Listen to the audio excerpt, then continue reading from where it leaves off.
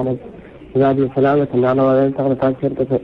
تاسو دا پیغام د مولوي صاحب محترم کې چیرې یو سړی روحي ناروغۍ اخته وي او وروسته هغه راولاړ چې قرآن کریم ته پوښتنه خدای پاک کوم نومونه زه بیا بېرته هغه توبه وکړه درې څلور ځل دا تکرار بیا بېرته توبه وکړه خو زه ډېره څنګه توبه کړلې او ډېره دینداره څه پخوا د چا نه دینداره دا توبه کړې ده آیا داسې د ګناهګار ورکړي کافر ورکړي او که مسلمان او همدارنګه چې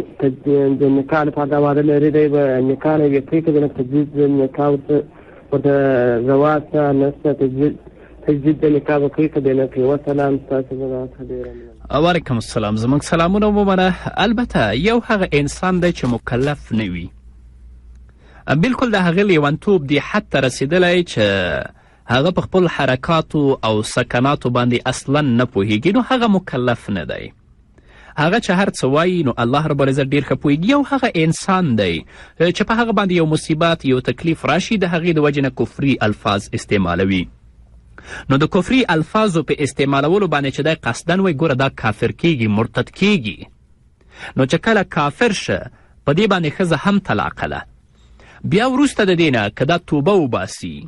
د خپل د کفر نه بیرته دین د مقدس د اسلام ته راځي په خپل کړنه باندې پښیمانه وي تجدید د نکاح ته بیا ضرورت دی ګوره چې دویم ځل لپاره باید تجدید د نکاح وکړي او خپله ښځه بیا په نکاح باندې واخلي او هیله ده چې الله رب العزت توبه قبوله کړي الله رب العزت ورته معافي وکړي. بل پیغام